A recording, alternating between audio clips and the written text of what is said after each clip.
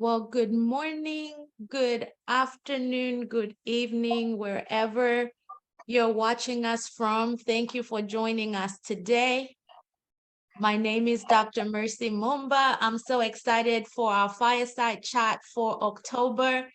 And this month, we're talking about becoming a published author, and we're going to look at the A to Z's of becoming a published book author. I have some prolific writers here with me, so excited that they even made time to Most meet welcome, with Doc. us today.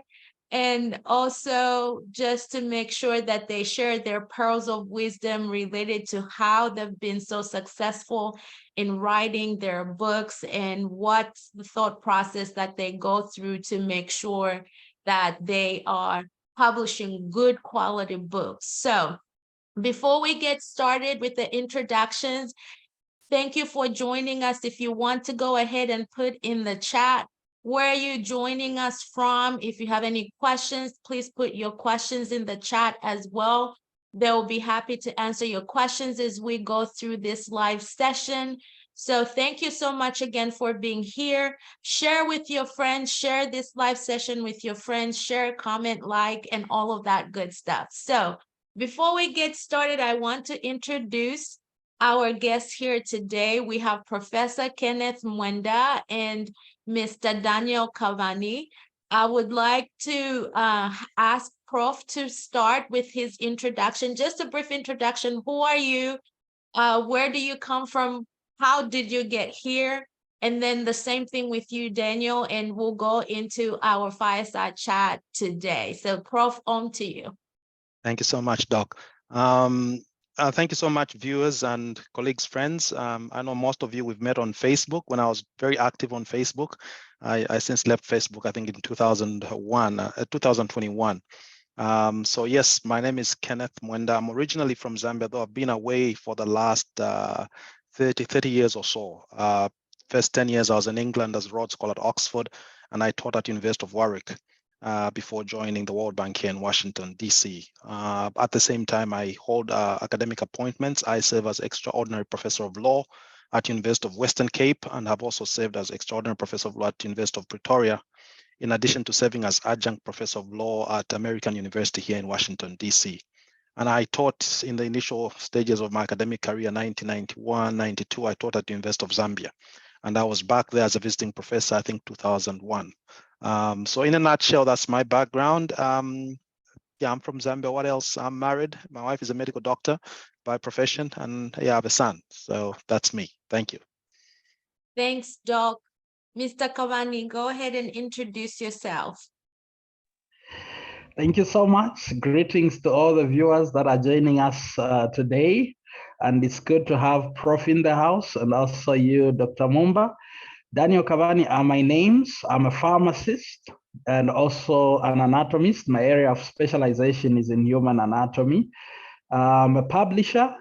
So I head a publishing firm, which is DNK Brand and Publishers. I'm a full-time entrepreneur heading 4 businesses. That's DNK Branded Publishers, DNK General Consultancy, DNK Pharmacies, and DNK Health and Pharmaceuticals.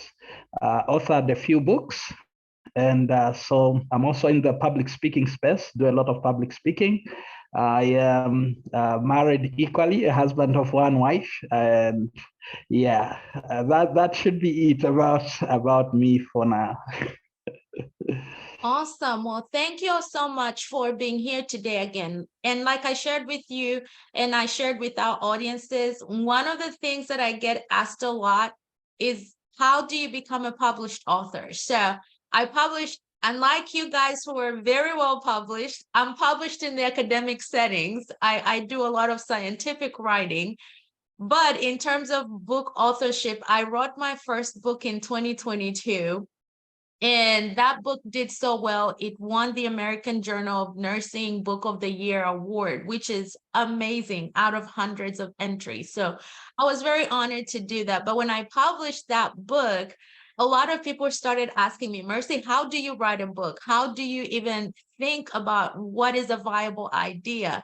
and so on and so forth. And I thought, you know what? A lot of what I do is scientific writing. I can write a scientific paper any day without even thinking about it.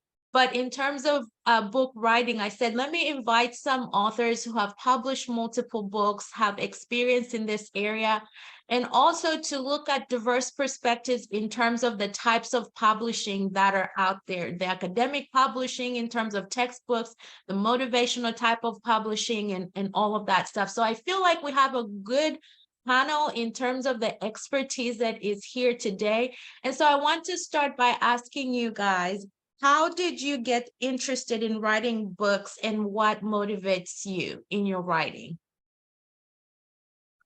Yeah. Okay. I'll take the first bite. I think it's writing is something that you have to nurture from an early age when you're pretty young, in university and college, small pieces, student publications and so forth. You have to nurture that interest. Writing is not something you're going to jump on when you're in your 50s or 60s, and then you say, okay, especially academic scholarly writing, which I'm very familiar with because I haven't been in the fictional world. I'm more of a scholar. So if it's scholarly work, it has to start when you're very young. In my humble view, I've not seen anybody who has turned out to be a great scholar when they started writing in their 50s or 60s.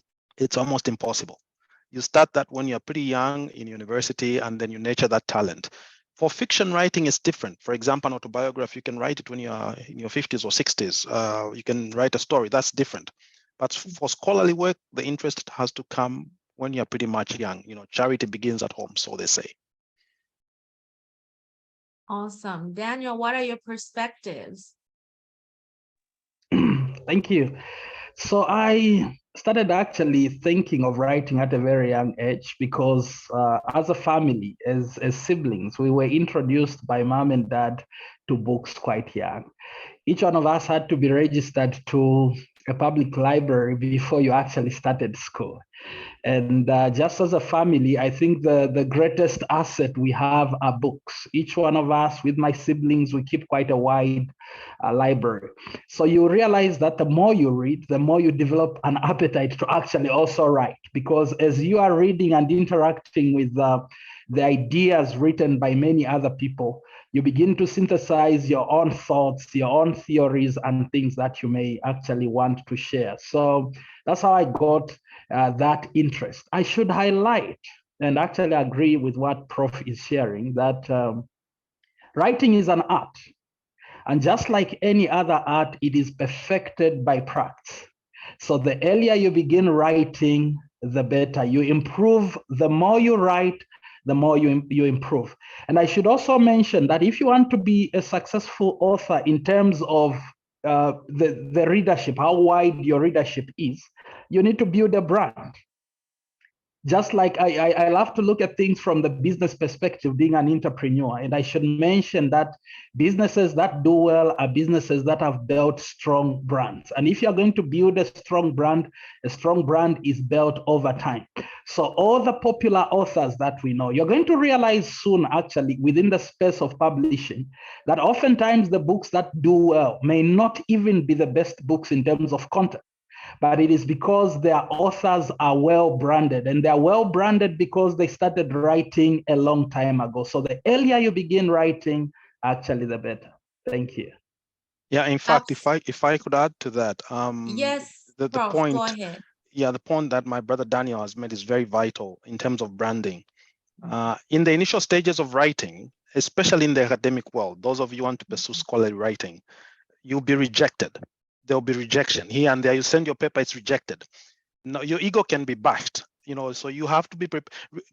I wouldn't even say rejection. I would simply say try knocking on the next door. You could be knocking on the wrong door.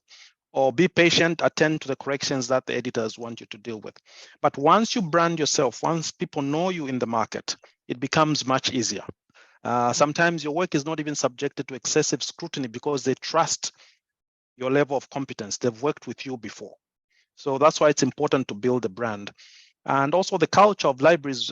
In my time, I went to universities in the 1980s during the Kaunda days. I think a lot of people on social media were not born by then. And we had libraries in Zambia. We used to go to the library, public libraries. Now the culture of libraries is gone. Yes, somebody could say, well, this is a digital economy. Now we have the internet. We don't need the library. You guys were dealing with encyclopedias. Now we have Google. Okay, fine. Granted, we understand. But even the internet, how many people use the internet for, progressive things? You can relax. We're not saying people should always be serious. It's good to relax. I like enjoying myself and a good life too. But there should be time also for writing. Today, for example, I was up by 4 in the morning because I'm working on my autobiography. So I was up on 4 during the pandemic.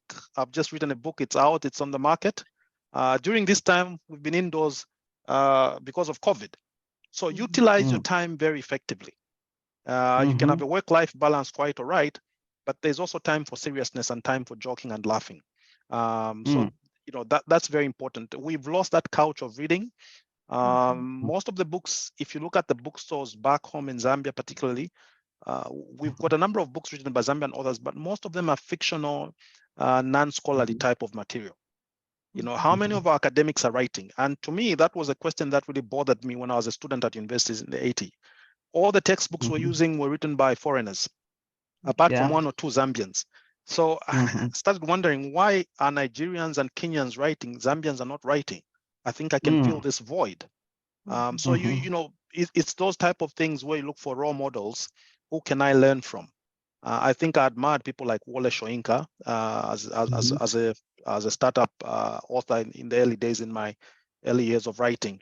I looked up to people like Chinua Achebe, all those guys. They were inspirational. Guys like Professor Bio Nwabwezi from Nigeria, who was the first dean of the law school at University of Zambia in 1966. I think the second or first dean, because there was Professor Kwamena Bensienchil from Ghana. These were prolific scholars. Okay, so you read biographies of these people, you say, I want to be like that guy one day. I want to be like Ngugi wa Thiong'o one day. How can I make it happen? But the role models the role models that we have now are people who are spending cash. So money has taken over, ideas are secondary. But I'm just trying to be as honest as possible. And so you bring up a really good idea in terms of getting motivation and inspiration for the work that we're doing and how you go by that process. So with that, that's actually a good transition into what I want us to talk about next. How do you move from idea conception to actualization into now a published book? What's that thought process? What are the step-by-step guide that you would give someone in terms of, you have an idea, this is how you create your idea, this is how you package the idea? Because like we're saying, there's a lot of different audiences. How do you even package that idea to fit the audience that you're looking at or you're intending it to actually appeal to? And then how do you move into the writing process? Maybe let me ask my brother Daniel to take a bite, then I'll come in, because I started on the first question, so that we have a balanced discussion. Go ahead, Daniel. Okay, thank you. And Prof has brought up some very interesting stuff about the culture that we are getting now. And probably commenting just about home in terms of Zambia and the writing culture and Africa in general. A few months ago, I was in Johannesburg, and there's a bookstore I love to get my books from, right at Oliver Tambo Airport. It's called Exclusive Bookstore. So I'm going around just looking at the books that are there. Then I noticed one thing. You literally come to find shelves, full shelves, that are packed with Nigerian authors, Ghanaian authors. I would say our brothers and sisters from West Africa are doing well.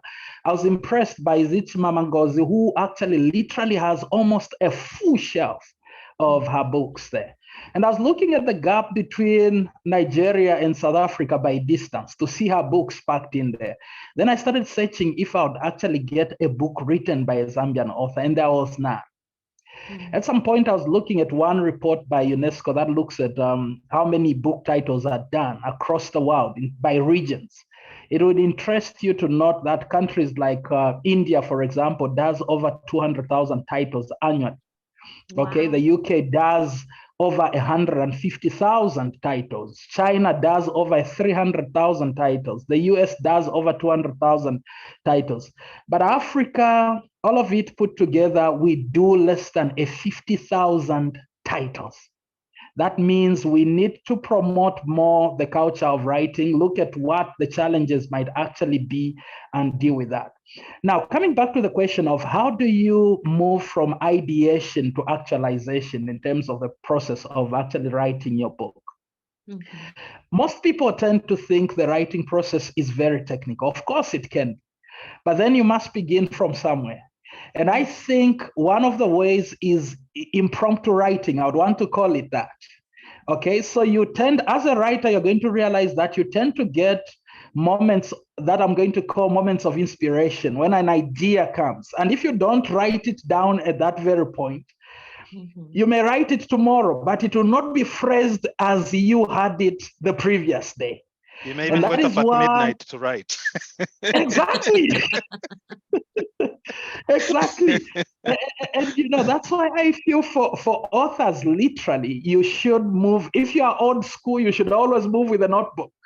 Yeah. When an idea pops up, you write it down. When some resource you may want to cite pops up, you write it down, you check it out, and all that stuff. In the digital age, it is easier now with our phones and tablets. You could actually keep a little journal in there, which is just some app where you could be writing. At some point, and I should also mention that you're going to realize that if you develop the habit of writing whatever comes, by the end of the year, you would be shocked by how much you have written. And then you begin to just work with this content that you have written to begin to classify it, put it in a genre or anything like that. So one of the ways that you can move from ideation to writing is begin. It also requires discipline. Writing requires a lot of discipline. And I should mention that in a culture now when there's so many competing alternatives to your time in terms of, social media and all these, that discipline can actually be hard where you just sit down. So some people who want to work in a very well-structured way, you can set time when you say, okay, every day from 20 hours to 21 hours will be my writing time. And when that time comes, you sit and you write. So that's one of the ways I think you can actually begin the process. Yeah. So, Prof, what can you add to that? Yes. It's important, first of all, one, to identify, those of you who've studied business administration, like Porter's forces, okay? What are the competitive forces in the industry and what are your capabilities, okay? So that's very important. The reason why I say that, I've noticed that there's a trend lately of people trying to publish pretty quickly and pretty young in their careers, okay? Which is fine. We're not stopping people from being innovative, but don't be too ambitious to a point where you want to talk about things you don't even understand. Okay, especially, so I want you to emphasize that because Prof, you and I were actually talking about this a couple of days ago and how that could actually be detrimental to you in the long term. Especially in scholarly academic work, not in the fiction area, but in scholarly academic work. I mean, you're a student, you're a law student, you're only in second or third, you want to write a book on contract law. How can that be possible? Okay, no matter how brilliant you are, take your time. It takes a while. I remember, I mean, most scholars, I know, including Zambian scholars, by the time we are writing our first book, we'll have probably finished our PhDs and taught in university. That's the time we start with journal articles. You start slowly with journal articles. After your master's, you journal articles. Then eventually you just can't start an undergrad. You want to write a book on something that you were just studying yesterday. You've not even written a thesis in your life or a dissertation. So it takes a while for you to have that discipline. Okay, I know there's this haste and thirst for fame. People want to be famous, that they are authors, but it's at your detriment, especially if you're going to go into the space of intellectuals. They'll really shoot down your ideas terribly and you'll be embarrassed. So you have to be very, very careful if you want to go into a space of academic writing. Start slowly with academic journals. Academic journals are usually the best way, and they go through scrutiny, peer-reviewed journals. And journals are ranked, okay? It's not just any journal. Journals are ranked, so the top scientific journals and so forth. When you get that discipline of publishing in journals, then you can transition to writing a book. Okay, there are a few people, like, for example, I think Professor Ngugi wa Thiong'o wrote his book River Between in 1964 when he was an undergraduate student, I think at University of Nairobi. But he's a brilliant guy. He's exceptional. You know, there are very few exceptional guys like that. You know, not everybody has that gift. So yeah, so that's a discipline. Secondly, I wanted also to point out that one of the reasons why you see India has high number of volumes of publication, a lot of people use Indian printers to publish their books. It's cheaper. Even top academic presses use India printers to print. There's one book actually that we are working on right now.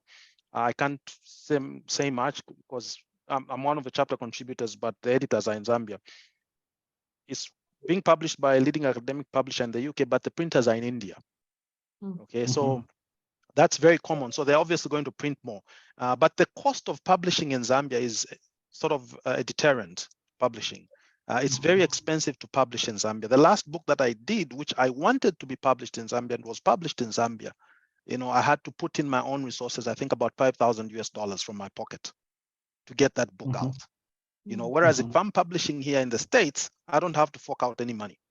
Okay, another book I did, which was published by University of Zambia Press, an academic press, I had to fork out about $4,000. You know, so now imagine somebody who's operating in the local economy. Where do you get that money from?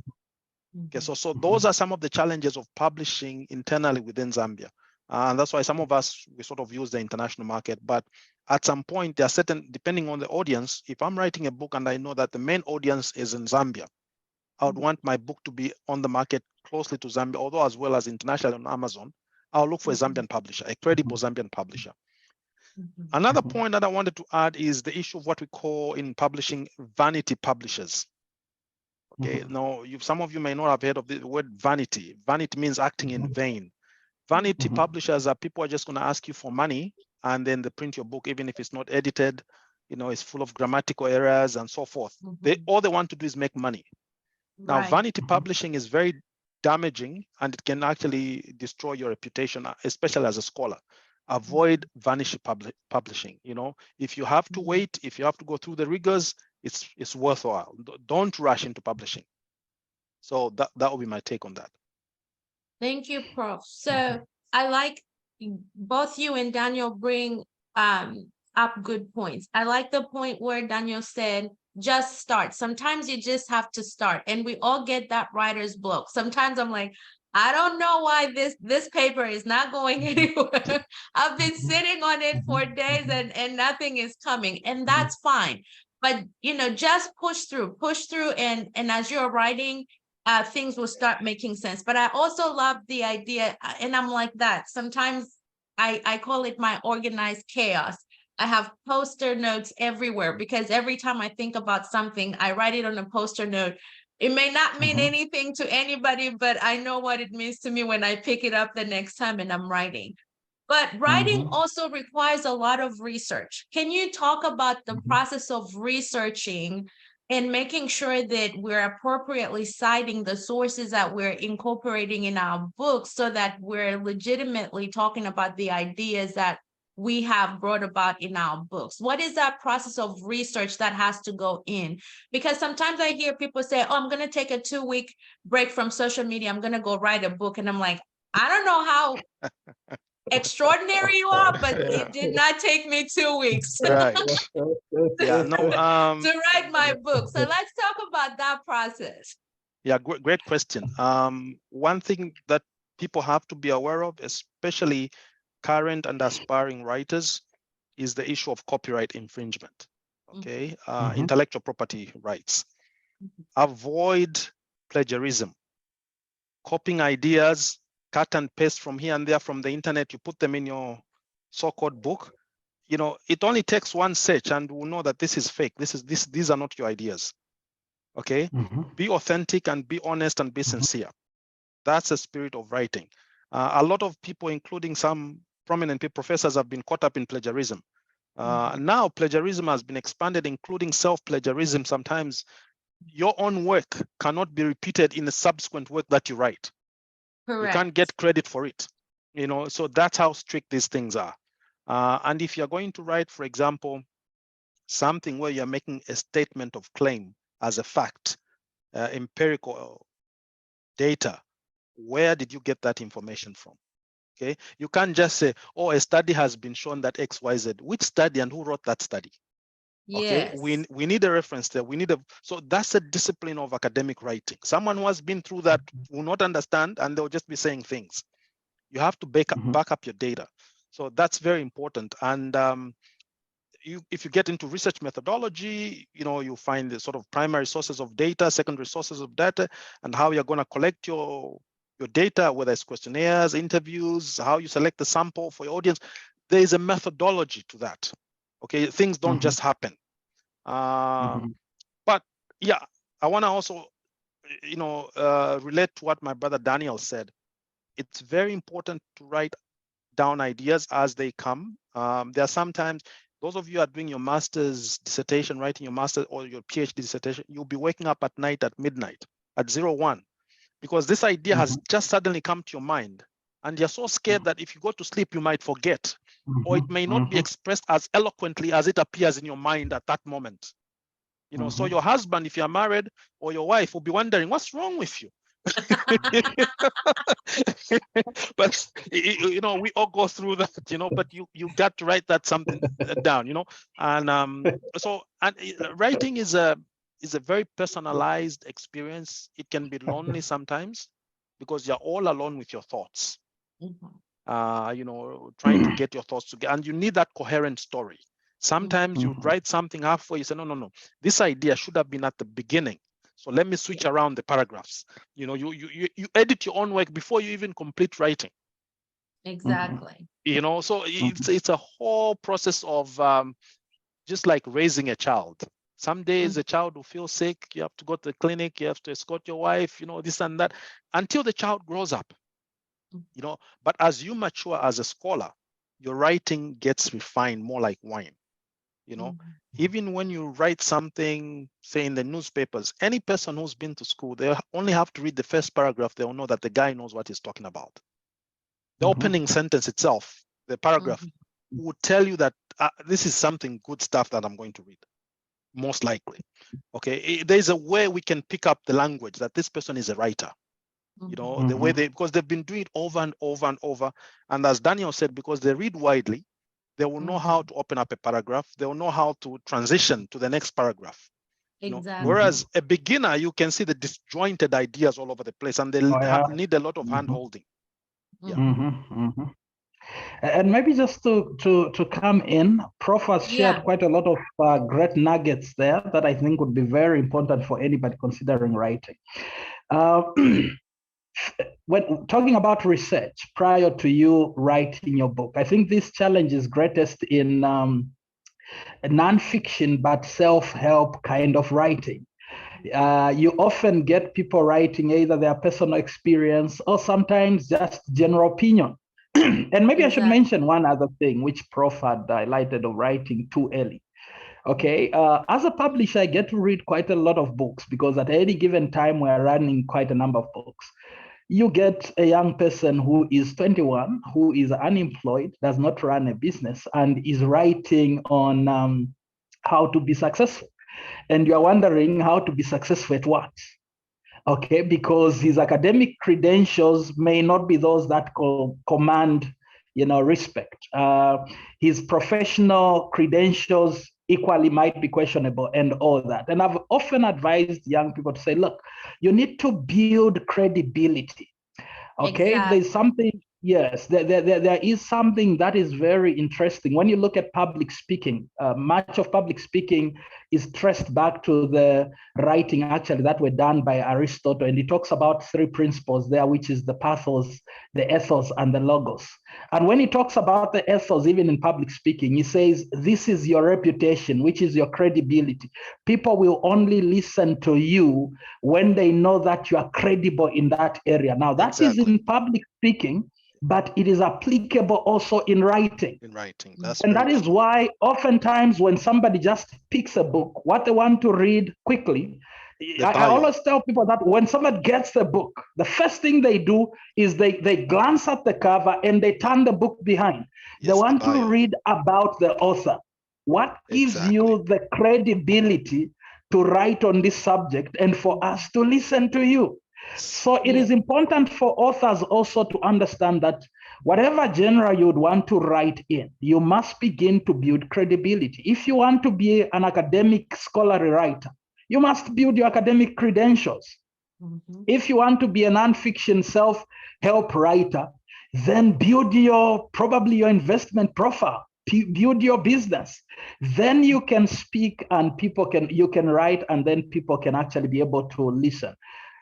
Research must be emphasized to anybody that wants to actually write. I think the greatest of writers are those that actually read very, very widely. Whether you're going to be in the academic, those of course in the academic space are often helped by such courses as research methodology. You learn those things. If you're going to write a dissertation, obviously you did literature review, you learn how to cite and all that.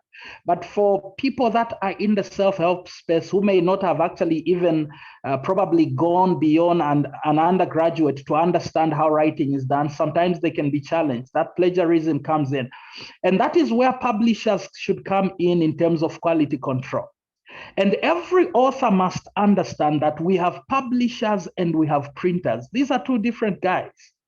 There are people that go to printers and say, I have published a book. Now, a printer is not, when we talk about publishing, publishing has got a cycle. There is a publishing cycle. That cycle includes a number of things. Your book must be typeset, your book must be edited, your book must be proofread. It is through, and at each level of the publishing cycle, there are experts that should do that. Now, I meet young people, old people that go to printers. Then maybe when things go wrong, they come to a publisher like me. And I ask them simple questions. Okay, so who edited your book? And says, oh, my uncle did. I say, oh, what qualifications has got your uncle? He says, no, actually, he's a veterinary doctor. Okay, so your uncle is a vet doctor. He edited your book. He says, yes. Who typeset your book? Says, oh, my aunt. Oh, who designed your cover? My young brother used PowerPoint. So I think our authors must understand printers simply print. Publishers run your manuscript through the publishing cycle to ensure that quality is maintained through a number of processes that the book must actually go through. Prof talked about vanity publishers. And I should mention this. When you come in a setting such as Africa here, we have what is called traditional publishing and we have what is called self-publishing. Now, the model of traditional publishing is where you give your book to a publisher and the rights of your book. The publisher owns your book. He foots all the costs to publishing your book, and he is going to market and distribute your book, and you get royalties. Now, that model works in big economies, okay? Because if you look at the US with a population probably in excess of 300 million, equally, you look here in Africa, we have big economies like Nigeria, which is also talking of people in excess of 200 million. Even if only 5% of that population might be reading, it is big enough for your book to sell. So the publisher might take the traditional route because he knows that he'll still get a return on his investment. Now, when you look at small economies like ours, in terms of even just numbers, Zambia, 20 million people, that tells you that within that 20 million, the reading population is very small. And a publisher cannot get a return on his investment by him pushing money into your project for, printing, distribution, marketing, and all that. So the publishers tend to get the cost and put it on the author. It's self-publishing. Okay, they push that cost on the author. In that case, the author must be ready then to bear the cost that may come with that. But the danger of that is because the publisher understands that the copyrights are not with him, they may not put the rigorous process that is needed to guarantee quality in terms of your work. And that is why this process, like you said, Doc, can be a 2 weeks process and say, no, I'm writing a book, I'm taking a month off.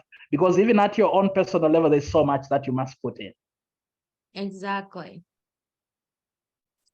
So I like that we're talking about that. And also, so I've heard some people say, well, I want to write a book. I want to run my ideas by someone, but I'm scared in this world that we live in, someone might just run away with my ideas. How do I protect my ideas while getting some feedback on how to improve my product. What are your what's your advice to somebody in that situation? Yeah. First of all, copyright law protects ideas even if they are not written down in sort of documented text. You know, copyright deals with not the idea itself, but the expression of the idea. An idea can be expressed differently. So if you take a chance of sharing a draft of your work with somebody, as long as they can express that idea differently, they can overcome the copyright restriction. Okay, it's the expression of the idea that copyright sort of attaches itself to. So one has to be very, very careful there. Secondly, you don't have to worry much as long as you've got your original transcript. If somebody tries to steal your work, you can actually take them to court, you know, for copyright violation because they're trying to steal your ideas. Okay, so there's, you know, the copyright laws, for example, in Zambia are very tight, and we've got international treaties to which Zambia has acceded and signed. You know, they are parties to these. Zambia is a party to these treaties, so that's pretty important. The other thing that I wanted to mention, which my brother Daniel touched on, is the reputation of the author. I'm a culprit myself. I must admit. I must make a self-confession. When I pick up a book, the first thing I do is to look at the bio of the author. Number one thing, who is this guy, and what gives him the authority to talk about what he's talking about? If the bio is not impressive, I will not even open the book. Oh yeah. Okay, and I'm not the only one. There are many people who do that. Even if you're going to invite me to a conference, the first thing I'll do is I'll look at the list of people talking. Who are these people? Am I worth sitting, listening to them, spending my 1 hour? Or they should be listening to me? Who's supposed to be listening to the other? Between me and them, I'm going to ask myself that question. If in my judgment, I feel there's no value I'm going to get out of it, I will not show up. It's the same thing you're going to get at weddings. You cannot invite the president to be in the audience and the minister is the guest of honor. It doesn't work like that. That's true. There are levels. There's hierarchy. There's hierarchy. You cannot invite a general to be in the audience and the colonel is the one addressing the audience. It doesn't work like that. You know, so people need to get this very often. Sometimes I've been invited to conferences. I simply look at the list of people speaking. I said, I'm sorry, I'm not available, even if I'm available, because that's disrespect. Why am I going to sit to listen to those chaps? Okay, people need to earn their respect in society. There are no shortcuts. It's very important. Can we talk about that just a little bit more? Because I feel like sometimes, you know, and Daniel, he invites all of us to meet him at the top. And I'm like, so some people are trying to jump the steps to get to the top. How do we help them understand? Doesn't work like that. that, you know? that there's a process of getting to the top. You know, look, I was once invited to a conference on a stock exchange. You know, somebody was talking on the stock exchange. My PhD on the stock exchange. I've written books on the stock exchange. This guy they're calling to talk on the stock exchange is just a practitioner. Okay, and I know his profile. Am I going to sit to listen to this guy? No, that's an insult. You know, so think before you invite somebody. Think. You know, how do we do? There's protocol, there's diplomacy, and there's courtesy in the way you do things. Okay, so it's the same thing with writing. So when we authors are in this space, you know, I'll pick up a book, brilliant idea, it could be from India. If it's not in my field, I don't mind. I'll browse through, you know, just to catch quick ideas. Okay, this is a good book, I'll buy it. But a lot of people, especially technical people, they are very sort of focused on those nuances. If Kotler writes a book in marketing, Professor Kotler, you know, this is Kotler in marketing, okay? If Charles Handy writes a book, those days, Understanding Organizations in Organizational Behavior, you know, this is Charles Handy, okay? There are these big names we all know. Bryars and Myers, Corporate Finance, okay? You know, this is a standard textbook. International Law, Ian Brownlee, Churchill Professor at Oxford. You know, nobody is gonna question that. But you don't come here, nobody, and then you say, principles of international law. Wait a minute, who are you? You know? You know, so we have to be sincere. I remember when I was on Facebook, I had a famous quote which still runs around, people are not honest. You know, we have to be honest with ourselves, you know? So, yeah. What do you have to add to that, Daniel? Great discussion. Yes, I think that's very important. And you see, oftentimes dealing with authors, I get people that come to complain and say, my book is not doing very well. Okay, my book is not doing very well. But like we are saying, it goes to the credibility. It goes to the credibility. That's why you've seen there are authors who launch their book today and they sell millions of copies within a week. And another person could be struggling. People always want to verify and look and say, what qualifications have you got? And I tell people that there are two things that should determine whether you can write on a field. One are your qualifications, two is your experience, right? If I'm going to pick a field, for example, which is business, you can either write on business because you are an academician with qualifications in business. You are teaching at a university, you hold your PhD, you are a professor, a postdoc within business. You can write and people will listen. Why? You have earned the right. Or then, if you don't want to be a scholar, then make yourself an accomplished businessman. Because look, if somebody is going to stand like, say, Lawrence Kutwa, okay, and write a book, Tony Elumelu, write a book on business, Strive Masiwa, his qualifications are in engineering. But if he writes a book on business, it is going to sell because this is an accomplished businessman. He has demonstrated whatever he might want to be writing. So this is very important to be understood. And you talked about process. We are living in a time that I think people want to have microwave strategies to almost anything. But you see, you may be able actually to shortcut things, but there's a level at which natural laws probably will not allow. There's a process. And every person who is serious with anything that they want to do, they must understand that the quality of what you get is by the process that it has gone through. You must be willing to commit yourself to a specific field, to fully give yourself to it, actually to get results that will be respected by people that might be listening to what you want to actually share. Yeah, in fact, if I could add, if you look at great sportsmen, okay, because I've been an educationist from 1991. I think I've been doing this for over 3 decades or so. If you look at great sportsmen like Ronaldo, Messi, Muhammad Ali, Maradona, Pele, even our own Kalusha Bwalia, Charles Musonda, there's one unique common characteristic of all these three, all these people that I've mentioned. They all strive for continuous improvement. Exactly. There were no shortcuts. They didn't just come and Kalusha Bwalia started from secondary school, made it at Blackpool, made it at Mufulira Wanderers, made it at national team level, went to Cercle Brugge in Belgium, went to PSV, then he went to Club America in Mexico. There is a step, there's a process before he got to that level. You don't just jump from nowhere and then you say, I also want to be Africa Footballer of the Year. It can't work like that. There's a process. Messi, if you look at Messi's training, it's rigorous. He's always perfecting his art. Muhammad Ali, it was the same. Pele, it was the same. Look at Ronaldo. Same thing. These guys have been working consistently. Mbappe at PSG is the same thing.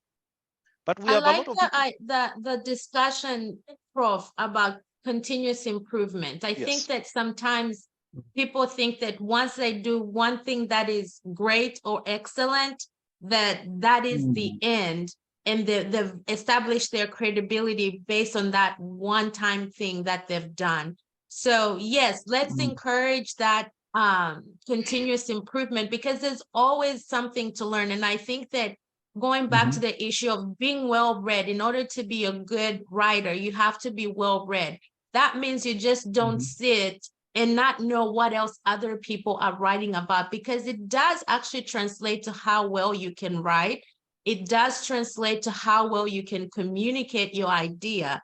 You can have a great idea, but if you're struggling in actually telling the story, that idea is going to be so disjointed that people are not going to buy into what you're actually trying to do. So I love that you bring up that issue of continuous improvement. I like soccer. I like football. I used to play soccer when I was young at university, and I've been following soccer for a very long time. But even at my level, I went back to school to study soccer coaching with Barcelona FC last year, because I want, when I'm watching soccer and people are making commentaries, I want informed, intelligent commentaries. I don't want to be sharing ignorance. You know, you're seated with guys sharing ignorance in a pub and you're listening to that. No. So I went to study soccer so that I can understand it scientifically, you know, at my level. Last year I was in school studying soccer coaching. So it's that discipline of continuous learning. I've been doing a lot of executive programs, even at my level. I'm a professor, but I was at Harvard doing executive programs. You don't stop learning. There's no end to learning. Even professors themselves, they perfect their skills. You know, as a professor, that's why they do research to discover new knowledge. You know, so this thing of being content that I've got a degree and then you sit, you put it, you're looking at your degree on the wall and your graduation gown, you think you've arrived. No, there's no arriving in life. And I just want to come in with on what Daniel, Prof I was has actually mentioned. going to say, Daniel, I want you to comment on stuff. You know, one of my favorite Ghanaian writers is a man by the name of Dr. Samuel Corantine Pipim. He comes with a background in engineering, then later on went into theology, systematic theology. There's one quote he shares which says, excellence is not a destination. Excellence is a journey. Yes. You don't arrive, you continue to improve yourself. And I remember quite young reading, I liked reading biographies, especially of great people. One of them that I read was the biography of Michelangelo, one of the great artists and painters and sculptor way back. He had a motto in Latin, I think it says something like Ancora Imparo, something like that. But what that motto meant was ever learning. Correct. You must commit yourself to ever learning. When you look at all the great people of all time, knowledge is a competitive advantage. Yep. Okay, you look at one of the great presidents of the United States highlights and he says, my best friend is one who can give me a book that I've not read. But if you go in any field, the people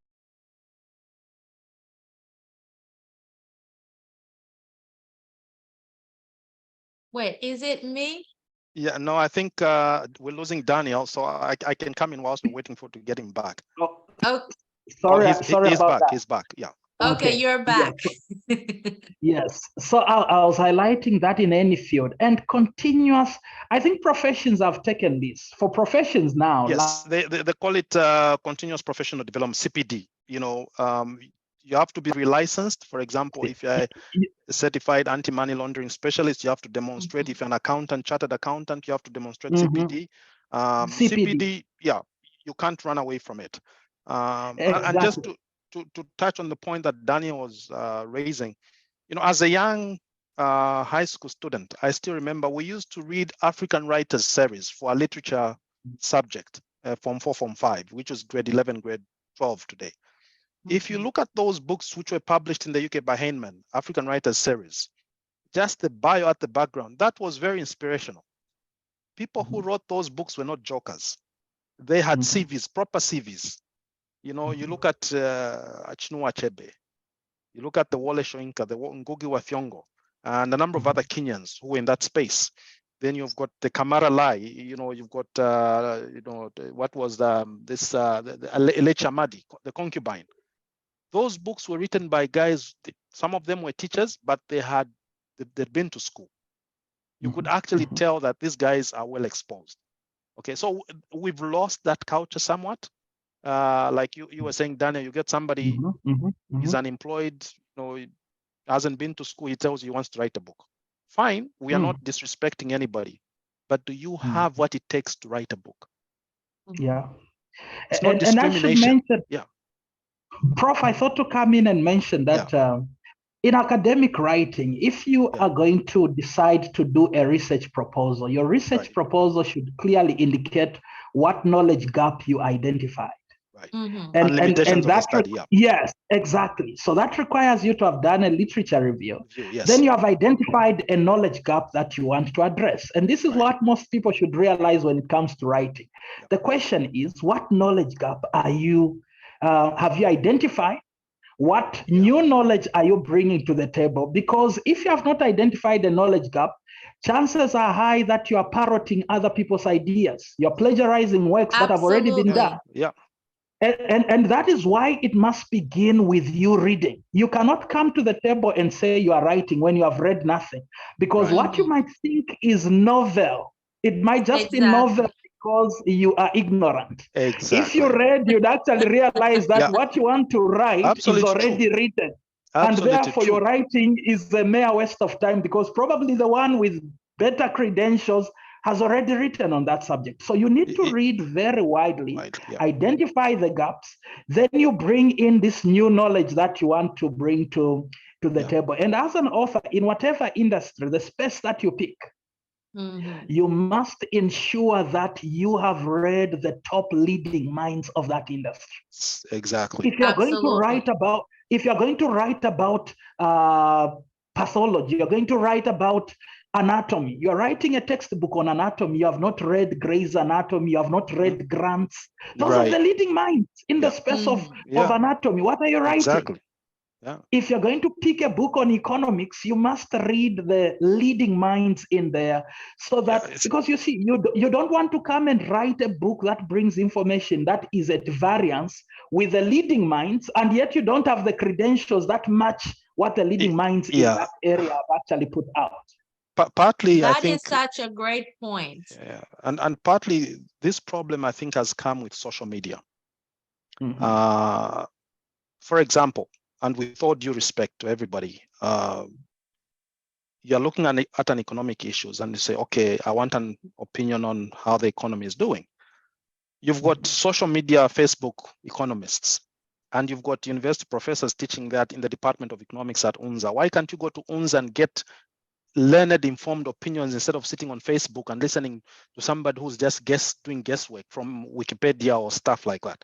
Okay, so, but these are the people we think are thought leaders, because they're always on Facebook making noise on Facebook, and Twitter. So with that, Prof, you actually bring up, not to interrupt you, but you actually bring up a good topic. In today's world of AI, how are we establishing expertise? Because now you have ChatGPT can spit out all kinds of stuff.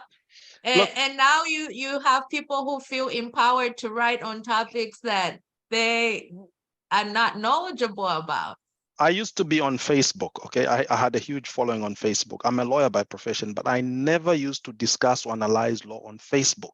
And I made that point very clear, because Facebook is not a forum or a platform for me to be doing my legal analysis. If you want to read my works, go in the library, they are there, okay? So people who sometimes pretend to be experts are the ones you're gonna find on these social media platforms making noise. The real experts are not there.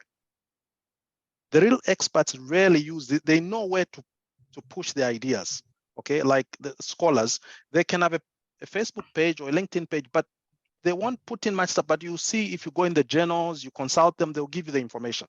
So when you're doing research, you want to get primary data, for example, go to the right people, talk to the right people. Even when you are giving these so-called awards and stuff like that, you're busy picking people from Facebook.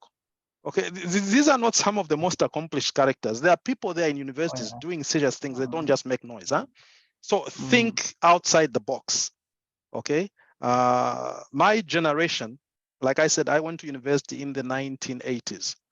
Some of the people that taught me who are still alive in Zambia, I've never seen them being honored, who I respect a lot, but I will not mention their names. Really accomplished people, both men and women. But because they're not on social media, the young people today don't know them. They just know these little small wannabes. So Daniel, comment on the AI process and how do we still establish discipline for people to still know their stuff, even in this new era of new knowledge acquisition we're living in?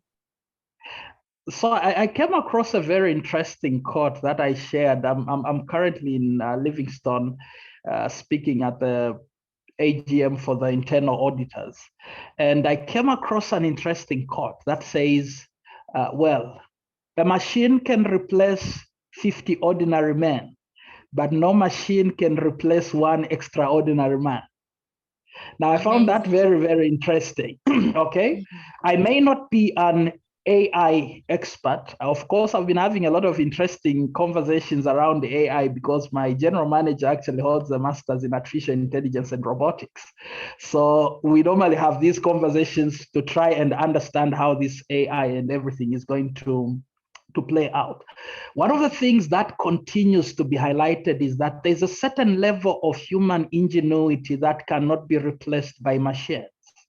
It goes probably to our wiring at a physiological and anatomical level, that there are certain things that may not just be replaced.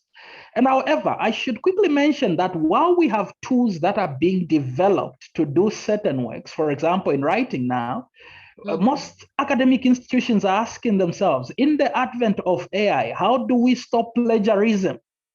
How do we not produce students that are simply punching in topics in these apps and things are coming out? So on the other side, you have people that are developing applications that actually can run material and establish and say, this was generated by AI.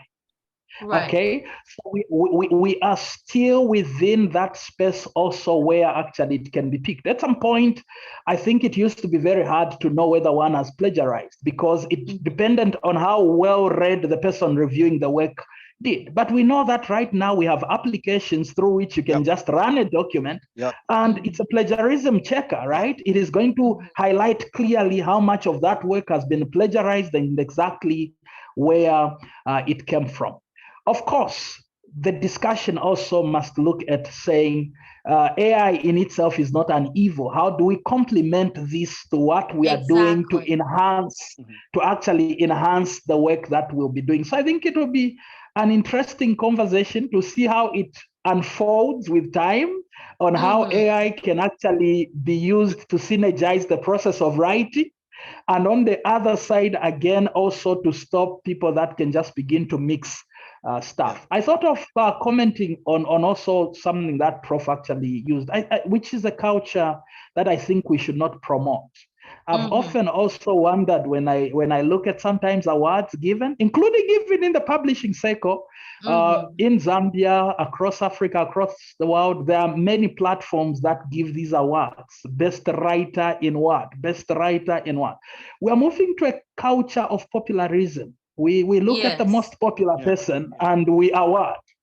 Yes. I was looking, I think there's some awards that are coming up, and I think on the list there are people really that have done great stuff, but also there are certain people you say, okay, but what has this person, okay. You look at disciplines, like I think the awards being given in the discipline of medicine, I was looking at some point, I have not seen men like the late Professor Mkonke being awarded. I have not seen Professor Njelesan. I have not seen Professor Lambert being awarded. See, now, these are pioneers of medicine. When we were students in the university, some of the people, now that you've mentioned a few names, I'll just mention, for example, Dr. Mebo Milimo in the field of gender studies. She's one of the pioneers at the university there, you know. We've got Dr. Musonda Lemba in demography. These are guys who've taught these people who are now picking up awards because their friends are setting up these forums to give each other awards, you know, that sort of thing. Okay. Now, for me, it's not a question of awards. If I'm going to get an award, I should deserve it. If I don't deserve it, don't give me that award. Okay. My latest award, which I got, Oxford University honored me. I didn't have to lobby for that. Okay. You don't lobby for things. Oxford itself picked my name, say you deserve this highest honor. So that's how you get an award, because your work is there. It speaks for you, not because your friends are the ones who are organizing that and you're lobbying in the background. Okay, that's important. Now, the other thing I wanted to touch on is artificial intelligence. Basically, this builds from the earlier in work in development economics or development studies, capital intensive technology versus labor intensive technology. AI is in the capital intensive domain. And one of the dangers of AI today is that it will render a lot of people's jobs redundant. Okay, so even if we are pushing AI, we have to be very careful, including the publishers. You have to be very careful because it can steal your business ultimately. That's true. Even doctors have to rethink, you know, some of the procedures and processes, because we may not need a lot of doctors in hospitals. That's true. Lawyers are not spared. Some of these documents that we use for conveyancing, AI can generate those documents, and we don't need many lawyers and paralegals. Okay, Mhm. all I need is the right software. So we Mhm. have to strike a balance between labor intensity and capital intensity in terms of the technology that we are adapting. Yes, it's good to innovate, it's good to move forward, but let's move at the right pace, especially in Africa where we're trying to create jobs. Let's not Yes. automate systems too quickly, okay? Mhm, Because mhm, otherwise people will be declared redundant. Mhm. That's true. Yeah. And So let's and switch it's gear. Oh, oh, go okay. ahead. Finish your thought, Daniel, and then I'll ask us And to I just switch want gears a little bit. I just wanted to agree with Prof. I was looking at one report actually by I think it's the IMF, no, International Labour Organization, that we're projecting that by 2050 we should have over 600 million youths within the bracket of those that are employable without jobs here in Africa. That's a bubble that is waiting to actually burst. I should mention that actually publishing authorship also contributes to the job market. It creates employment. And yes, we should be very careful with how we are going on with automation. A lot of things might actually be phased out. But I strongly believe still that there is a level of human ingenuity that machines will not replace. We must look at how we can harness that and promote that. You know, So back for our if viewers, I got a question about how do we ask questions. Go ahead and put your questions in the comments and I will read them as we get closer to winding down our discussion. This has been a wonderful discussion, but I want us to also talk about how do we internationalize our ideas while still remaining locally relevant to where we are. It's important to be locally relevant in the writing that we're doing, but how do we still appeal to international audiences so that we're becoming a global brand outside of the four walls of our country where we're currently living and so on and so forth? Okay, yeah, good question. Number one thing is positioning. You need to position yourself in the right market. You need to place yourself where you're visible within the global community. Because if you position yourself in a narrow space or in a parochial insular space where you cannot be seen, you're not visible, nobody's going to see your ideas. What do I mean by this? When I started off as a scholar, as I said, I taught at University of Zambia 1991 and 92, and I left Zambia. But I stayed on in England after my studies. I started teaching as an assistant professor at Warwick University, which is one of the top 10 schools there. That platform, I thank Warwick for giving me that space, helped me to sort of get myself known in the international space. And also when I write, unlike a number of my friends, with all due respect, who just want to write on Africa or Zambia, they are so comfortable just writing on Zambian things. Some of the books that I've written have got nothing to do with Zambia. I write on Europe and Central Asia. If white people can write about you, why can't you write about them? What are you afraid of? That's a good one. Why do you always want to write about Africa, Africa, Africa, Africa, Africa? To a point That's a where good when one. people look at you, they will just say all he knows is Africa, nothing else. Yeah, I because like that's that how one. you've defined yourself. That's true. So I've written books about a comparative study of higher education in the US and the UK.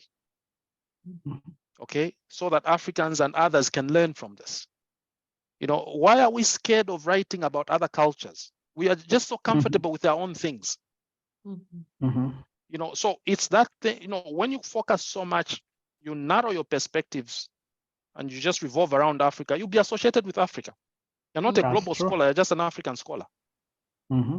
So be broad. And of course, especially for academicians, there's a tendency to write on everything and anything. No, you have a niche in your field. This is my area of expertise, okay? Don't just be writing randomly. Be strategic, okay? For example, I'm a corporate and securities lawyer. That's my main aim. My secondary field is international law. Okay, that's where you're gonna find me. You won't find me discussing the Constitution. That's none of my business. I'm not interested. I'm not a constitutional lawyer. I'm a corporate and securities guy and international lawyer. Ask me about international law, what's going on in Ukraine, I will explain. Ask me about what's going on in Israel, I'll explain. Yes, it doesn't mean I don't understand the Constitution. I do, but that's not my area of expertise or specialty. So there's a tendency for people sometimes, especially young lawyers, to want to opine on everything. You can't be an expert on all subjects. It's not possible. You know, the higher Exactly. you go, we specialize. Exactly. Yeah. And I Daniel, what are also your thoughts about internationalizing your work while still remaining locally relevant? Okay. Both sides actually, you know, it's a seesaw and it requires quite a good balance. Maybe let me begin first by, you know, works that are relevant to the local context. And this is why I am an advocate of actually getting much of our local authors publishing. For the simple reason that if I cite an example, in the case of medicine and its practice, we have a concept of individual variation within the space of health sciences. If you look at medicines in terms of maybe the line of discipline which we call pharmacology, you're going to realize that drug response in the Caucasians for specific medicines is very different from drug response for Blacks. And that is why there are certain medicines actually that we would give to Blacks that we don't give to Caucasians as the drugs of first choice. It is because of individual variation. If we go to disease presentation, there is a difference in how malaria presents in a white person and how it presents in the Black person. And I feel that there is enough room for misdiagnosis when people are reading books that are written with a white patient in mind to treat a Black person. Let me give you a typical example. If you are asphyxiated, which means you are failing to get enough air to breathe in, and you are a white person, you are going to turn bluish black. It is because your blood is not oxygenating enough. It is becoming deoxygenated. So that presents with a blue-black appearance. And every medical textbook will tell you that. So if a baby is born, is asphyxiated, this is what you're going to see. If a patient is undergoing what we call cyanosis, this is what you're going to see. Now, I should mention that you don't see that in a person as dark as me. Now, if that is what you have been reading, because all your literature is Western literature without a context, because Western literature is written actually with a white patient in mind. Exactly. But our Zambian, our Zimbabwe trained doctors who are reading these books, how then do they interact with the patient and be able to see this in a patient? Now, that's just an example I'm using for one discipline, but it is applicable across board. In fact, let me It jump is in. there. Yeah, we call it in education, we call it variable learning. Okay, when you're as a soccer coach, for example, you can expose soccer players to basketball so that they see how LeBron James performs and you know how he moves around. They can learn that and then use that as transferable skills to the soccer pitch by parity of reasoning, like you've explained very well. Even when you're looking at our constitutions, some of these notions and norms of Western democracies were picked from the Western world, which countries actually went through a very authoritarian and brutal system of slavery to get to where they are. The Western world did not start on the basis of democracy. It was very dictatorial. It was slavery, okay? Very crude. But we are in our nascent phase of development, and then we just want to jump the queue and also pick up these notions of we got to be very careful. You know, that's not how things are done. You can have a very superficial understanding of things at undergraduate level, but you lack that epistemological, philosophical understanding of the foundations of knowledge, where things started from and how they started. So it speaks exactly to what Daniel is saying. The copy and paste model doesn't work well. Does not work. You can use analogies from different disciplines. You can be a lawyer, but look at what they're doing in medicine. That is why, for me as a scholar, some of the people that I respect and who I follow are people like football players. I spoke about Messi. I like Messi. I have a lot of respect. Ronaldo, Kalusha Bwalia, Charles Musonda. These guys have done phenomenal things. Loti Mwale, Muhammad Ali, you know, Mike Tyson. I learn a lot from these guys because the way they maneuver on the pitch helps me understand how I can maneuver in my own space. We call those transferable skills. Don't shun a discipline to say, no, I can't learn from this one. No. Even the street guy, when I'm in Zambia, I like to talking to street boys. I can tell you a street boy will tell me more about the Zambian economy than a PhD economist will tell me. Because a street boy will say it the way it is. Oh, big Exactly. man, we are having these problems. The PhD guy will start drawing graphs. I'm not interested in those things. The street boy would tell me the real stuff. Then I, as an intellectual, would then internalize that and process that information. So when you are getting lessons of experience, have an eclectic taste of where you can get inspiration from. Okay, even as a scholar, if you want to be an academician, don't restrict yourself to academics. Listen to music, listen to jazz. Miles Davis, follow jazz. If you those who listen, Miles Davis was in a space of his own. Okay, Michael Jackson, the dancing, you can learn something from that. You may actually Absolutely. draw quite a lot of inspiration by I think, like Prof is saying, it should not be a silo approach. Yes. And you see, you can actually tell a well-read or a well-exposed mind in a book. Just when you read, you can see the exposure. We must draw inspiration from a wide range. And I was highlighting on adaptation. Whatever we, especially African scholars, African writers, we must learn. Why am I speaking this? You may read certain books. Even let me go to books that are self-help, because that's an area in which I'm writing quite widely. There are books written by Robert Kiyosaki and many others on business. Some of them are writing books in the context of economies that run on different laws and principles than what we do. Let me just give an example. If you use the word mortgage within the Zambian context, it's a very foreign thing. But I think if you show up in the US and mention the word mortgage, almost everybody understands what that means. Now, if you're going to write a book on business, and this is what you are writing, you write a business on financing, you are just copying from the Western culture about financing, business financing. When you come to the African context of business financing, and in your book, you are talking about venture capital firms. Question, how many venture capital firms do we have within the African context? So that book becomes irrelevant because it is citing things that may not be reproducible within our context. However, we should again run away from what Prof has highlighted, where you are a purely local guy who is only relevant to the local context. You're a village champion, in other words. No. But the question is, how do we then make our works international? I think one of the ways is collaboration. And this is something that authors must understand. When you pick most of the books that are written from the Western context, you see a lot of collaboration. You can pick a book that have 15 people that have contributed to it. Most of our books, you find a sole author, just one person who has written 500 pages. And that becomes challenging. But you see, even from the point of marketing, if you wrote a book, you have contributors, one from the US, one from the UK, one from China. That means your book begins to easily penetrate the Chinese market. It penetrates the UK market. So collaboration is one of the great ways in which we can make our works actually international. Musicians understand this very well. You're going to find some local musician collaborating, some Zambian musician collaborating with a guy from Nigeria, from Ghana, from Kenya. We must see this happening within the space of writing, collaboration. Away from collaboration, another thing we need to see is mentorship. Mentorship is critical.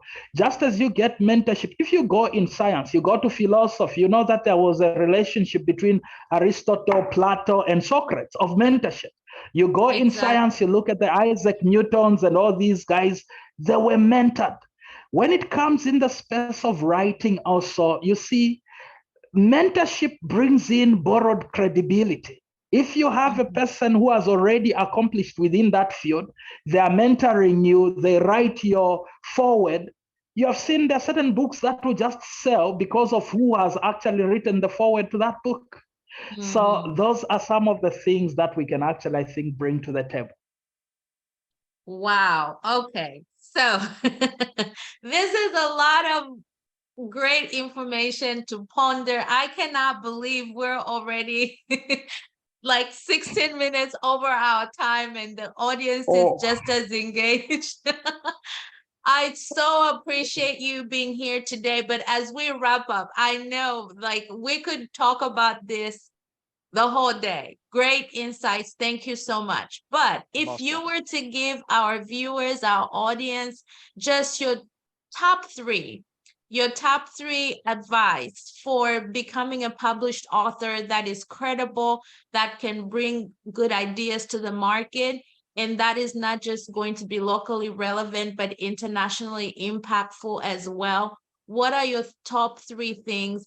We'll start with Prof and then we'll end with Daniel, and then just some closing remarks from there. I think the number one fundamental thing is passion. You got to have a passion for what you do. There are people who write to make money, especially fiction stories, and they make a lot of money. Those of us who write academic work, we don't make much money in our books. They don't sell much. Sometimes we even spend money, so you got to have a passion for what you're doing. As you know, I teach at various universities out in Africa, including in Zambia, supervising PhD students. Okay, this is not for making money. This is to help our people. Okay, because if I wanted to make money, I would charge quite a lot, of course, for them to get me there. But that's not the whole idea. It has to come from within. You have a passion for that. Secondly, there is need for honesty. Okay, and when I talk about honesty, it's about integrity. There are no shortcuts to fame. Okay, you're not just going to write 2-3 things you put together and call them a book. Look for a printer, and you say you're an author because you want to be famous. It doesn't work like that. Okay, you must earn your respect. Okay, yes. If you want to write in the academic space, go to school, get your first degree, get your master's, decent things, and then think about writing. Don't just try to do shortcuts. So I've spoken about the initial idea, which is a passion. Then this issue of honesty and integrity is very important. Then to tap up probably on the third point that I'll touch on, I'll talk about strategic thinking, not management. There's a difference between strategic management and strategic thinking. Strategic thinking is where you generate options continuously. You don't stop. You can have strategic plans in management, strategic plans, this is what we want to, but strategic thinking is broader than that. So be strategic, and it builds on what my brother Daniel was saying, build partnerships. Partnerships are very important because the bigger names will introduce you into a market.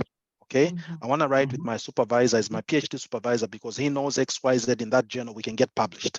Most PhD students in the natural sciences, their first publications are co-authored with their supervisors.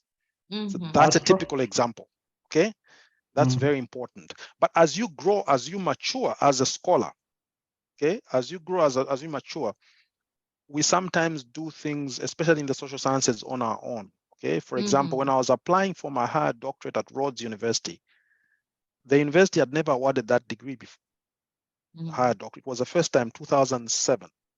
They asked me specifically to say, we want to see works which are your own authored works. We don't want you to write on other people's works. Okay, so which means I had to exclude any co-authored works. All they wanted to see were my ideas to prove that I'm an authority.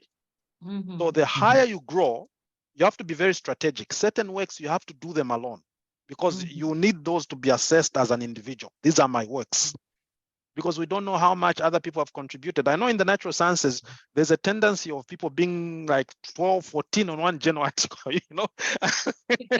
and it generates even 20, 40. Some of you are in the Ito series.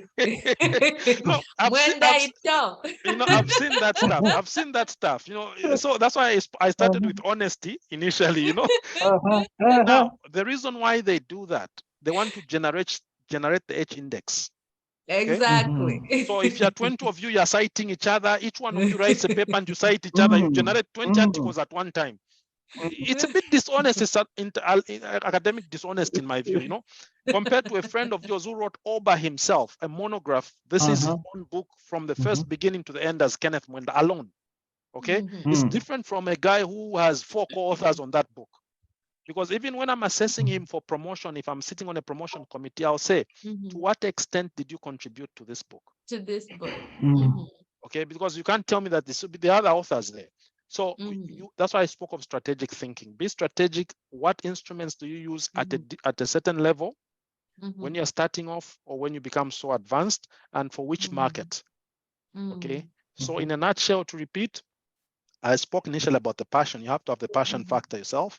and then the Yes. issue of honesty and integrity, and then be strategic in your thought process. Which market am I targeting? What do I want to achieve? What do I want to get out of this? Is this about money, or is this about fame, or is this I want to leave a legacy after my life to say this is what he gave the world, and my name will remain in perpetuity. Awesome. Daniel, top 3 things. Those are great insights, Prof. Very great nuggets to actually take home. And interestingly, on my list, also the first one I was saying, you must have a genuine motive. What is your motive for writing? You know, any motives that are not really focused at giving back and improving people rarely live long.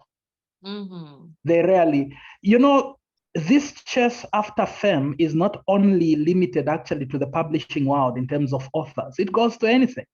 I think you're going to realize that if you go in the music industry now, there's still names we're still talking of: the Beethoven, the Mozart, the Handel.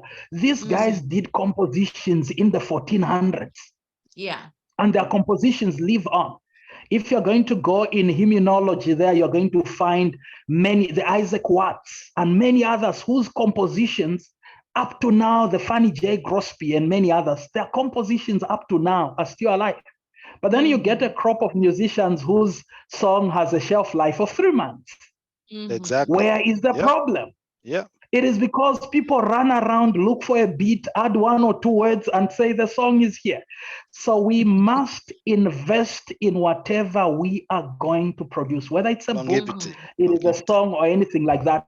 Look at the issue of what is the driving factor, your motive. Within the context of that, credibility, which we have already talked about. I'll give an example. I've been at public speaking now for, I think, over 20 years, professional public speaking now for maybe 15 or so.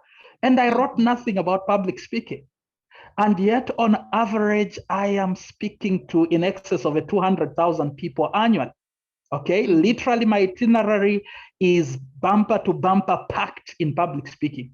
And I wrote nothing. It is only this year that I decided I can write.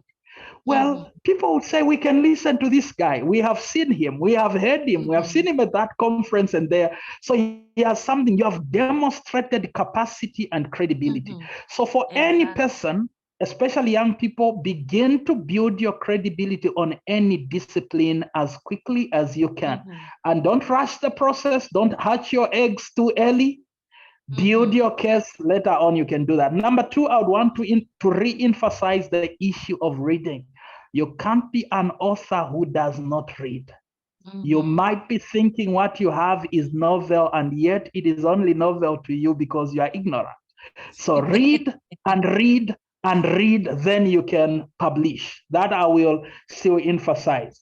And lastly, I would want to say, your approach to publishing, you see, we write for impact, but your impact must also be deliberate. Whether you're going to pick the case of Jesus Christ, who had a mission to come and do, he had to be deliberate. He had to have a strategy to how he's going to market his message, and did what he did. If you want your works to be exposed as an author, your books also to sell, it is not only limited to content. You must have a marketing plan for your works. You must have a distribution plan for your books. A book is a product, just like any other product that you may look at in business. So you must have a business plan to that. Before you sit and write, a business plan will tell you that you need to do a feasibility study. Have you done a feasibility study over the book you want to write? Is there demand for what you want to write on? Is there a market that is ready to consume what you actually want to write? You must do a SWOT analysis. What are the threats? What are the opportunities, whatever, to this book that you actually want to push out? So there must be a plan. There are people who have written books. The book is not selling. Next, you see articles of frustration to say people are not supporting, they are jealous and all that. No, you just don't have a strategy to what you are doing. So it is very important that strategic thinking actually comes in. I think those are the 3 that I would actually share. And maybe I should also mention that in a digital era like this one, you must be digitally elite. Yes. Okay? There is evolution happening within the space of writing. Okay, Mhm. books are moving to become audio, to become visual, and all Yeah. that. How are you also beginning to actually change your content to become relevant within the digital spaces? Right. How are you finding yourself in those spaces? I think that's what I would share on that. Yeah. Dr. Oh Mumba, my, if just one thing I wanted to share before sort of we go close. ahead, Prof. I wanted to encourage, especially we have a lot of brilliant minds back home. But most of them, they don't come forward. So they've left a space to, these people who sort of fill the gap and pretend to be experts. We have a lot of knowledgeable people, but there's a theory in psychology, the Kruger-Dunning syndrome, where highly accomplished people doubt themselves to a point where you allow space now for these guys who are just courageous to fill the space and masquerade. Okay, so you only blame yourselves. Okay, so we have a lot of well-educated people, top economists, but they don't speak up. That's true. You have to go to them to say, but why can't you speak up? You are allowing these guys to fill the space. I know me, I don't want to be seen with this. No, maybe they'll think like, we have allowed room and space for pretenders to come to the front. Okay, I don't want to use the word charlatans, but for pretenders to come to the front. Okay, because the guys who know the stuff, they're sort of drawn back, but they're there. We have a lot of people who know the stuff back home in Zambia. They're there. Even writing, it's the same thing. There are guys who you know very well because this guy maybe was your professor, he taught you, or you were together at university, he went to a good school, but he's such a conservative guy, or what's the word? An introvert. Okay, he doesn't step out of his comfort zone. Then you have these guys who just make noise on social media. They fill the space. That's amazing. Wow. Okay, so I don't know if you're able to see the comments, but everyone is like, please keep going. And I'm like, this is so good. This is so good. On a Saturday afternoon, they're like, I need to bring you back because we have not exhausted It will be this an honor. topic at all. It will be an honor. Yes, it will be an honor. No, it would be. Sure. Yeah. And I just want to wish everybody in Zambia a happy Independence Day. We may not talk before that. I'm going to an independence function to support the Zambian community here. I was invited to a barbecue. So it's about 13 hours here. It's going to be about 16 hours. So I still have some time. Great. Yeah. Great. Yes. Well, enjoy the Independence Day celebration. Thank you, everyone, for tuning in. If you're going to be watching this later, I really appreciate you tuning in even after the live broadcast. I hope that there's so many pearls that you have learned from these wonderful individuals that we had here, Professor Kenneth Mwenda and Mr. Daniel Cavani. Thank you so much for sharing your wisdom, your pearls, and just your candor in how you related this information. So for everybody who's here live with us, thank you so much, and we'll see you on the next episode of our Fireside Chat, which will be in November. Thank you so much. See you later. Cheers. Thank you. Peace. All righty. Bye, everybody. Take care now. Bye.